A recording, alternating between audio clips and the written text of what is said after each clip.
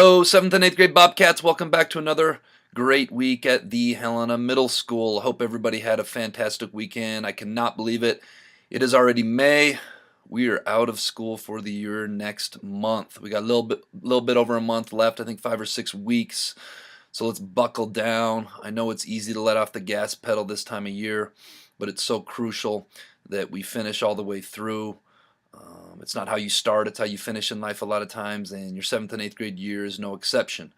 On this week's B.O.B Lesson, I'm going to be talking about a topic that it seems like has been coming up a lot with students in my office the last couple of weeks, and that is friendships and friendship circles starting to change, evolve, become more refined. It seems like this is something that happens developmentally. It happens a lot 7th and even moving into 8th grade year, moving into high school. For you 8th graders, you are going to be going from a class of roughly 230, 240 students to a class of about 400 next year as freshmen. And when that happens, you're going to be coming together with kids from East Valley, from Montana City, from Clancy, and your available friendship pool is going to grow, and friendships are really going to start changing here next year. Some of you 7th graders, you'll find that your friendships are starting to change, have been changing, and into 8th grade it's going to continue to evolve, and that's what I'm going to talk about today.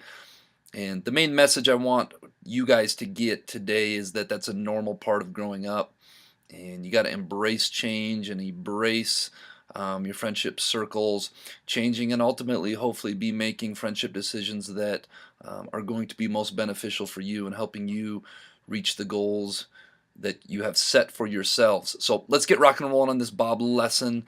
You know me, some of my titles are kind of just off the top of my head. This one's called, I think, Friendships Are Like Trees, and I'll explain here why in a minute. Hope you guys go out and make it a great week at the Helena Middle School. Enjoy May. Hopefully we'll get some more sunshine. We're off and running on this week's B.O.B lesson titled Friendships Are Like Trees. But first, let's be our best this week at HMS. Let's be safe, let's be responsible, let's be respectful, and let's be a learner. All right, every morning as you guys come in, at least this quarter, myself and Miss Pandis are out there greeting students. It's one of the best parts of the day for me. I get to touch base with people, say hi, see how they're doing first thing in the morning.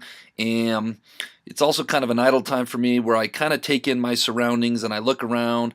And recently, thinking about some of the friendship stuff that's going on with kids and some of the conversations that I've been having with kids and hearing their confusion and struggle with some friendship things that are going on, I started staring at this tree and thinking about how this tree is kind of a metaphor for friendships as we get older and friendship groups, and how life can be kind of a winding, twisty road. And if you look at this tree from the base going up, represents getting older, and as you get up from the base, it branches off into lots of different branches. You've got some main branches. If you look, the first part is like 3 main branches that it branches off into. And if you think about when you guys are in kindergarten, 1st grade, 2nd grade, you slowly broke off into friendship groups, recognizing who is it that I like to spend my time with, who is it that I see is very much like me, we have the same things in common, so on and so forth.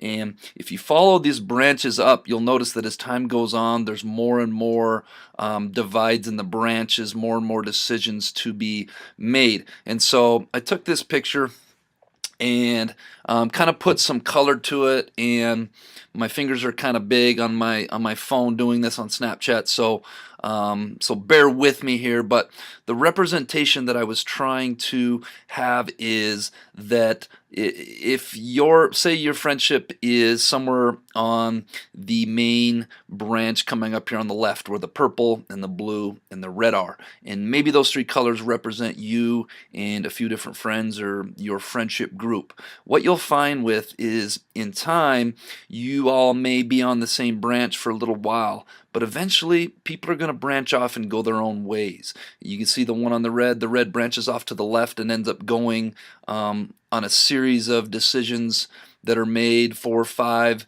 6 different friendship circle decisions that need to be made, and branches off from the blue.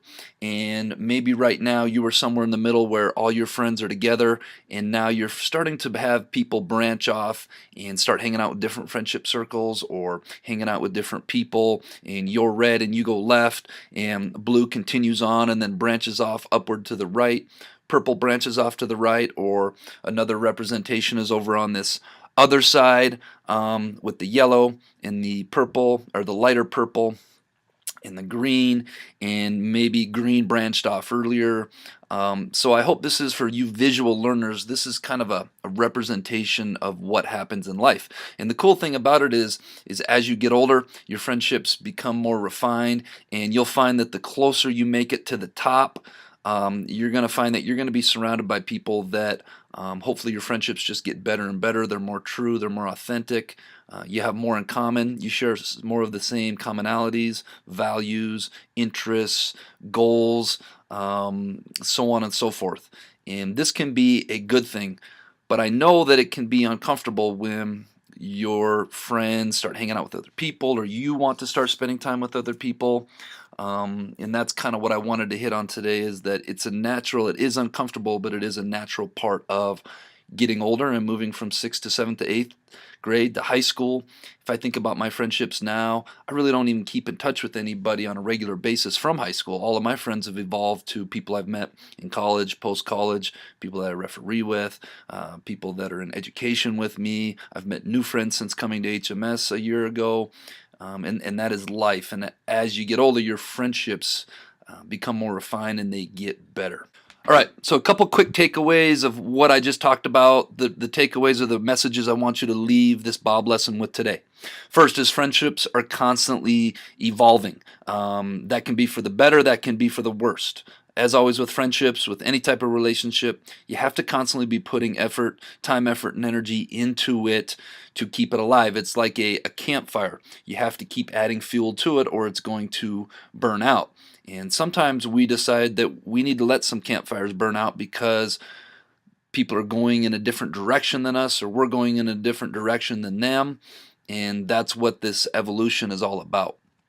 Second takeaway, your friendship circle will continually be added to, especially next year for you 8th graders, when you start to meet other kids from East Valley, Montana City, Clancy, that you view as being very much like yourself. You're going to add people to your friendship circle. Conversely, your friendship circle will continually be subtracted from. People in your friendship circle will decide, you know what, I'm becoming interested in other things, or I'm finding other people more like me that I want to spend time with, and that's okay as well. And ultimately is what's going to happen is your friendship circle will become refined. And that process, although uncomfortable, is a very good thing in the end. Third takeaway, treat your friends, and this can go for romantic relationships as well, in such a way that they feel free to come and go as they please. True friendship, true relationships are built on two people freely choosing to spend time together, or 3 or 4 or 5 or 6 people, or however big your friendship circle is, freely choosing to spend time together. If somebody wants to go hang out with somebody else, you can't guilt trip them. Well, you can if you want, but it's not healthy. You shouldn't guilt trip them. You shouldn't make them feel bad. You should let them go. Let them come and go as they please. And through this process is where you're going to find that your friendship circle becomes authentic and true. All right, this week's quote of the week, and I know I used this last year on a Bob lesson, but it is so very true. This is what it's all about. Surround yourself with those on the same mission as you. Surround yourself with friends in a friendship circle of people that are like you, that have similar goals, values, interests, that are going to help you reach up and get your goals and not going to hold you back and get you to do things that are going to deter you from your goals. This is a pride of lions, and all those lions are on the same mission, probably going and finding dinner.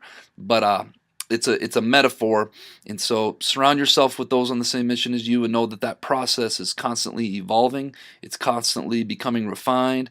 And let people come and go freely as they choose. Don't try to control friendships, and don't try to control people.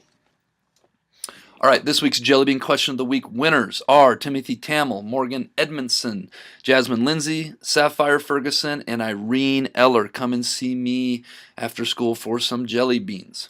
This week's Jellybean Question of the Week is, which word contains 26 letters but only 3 syllables?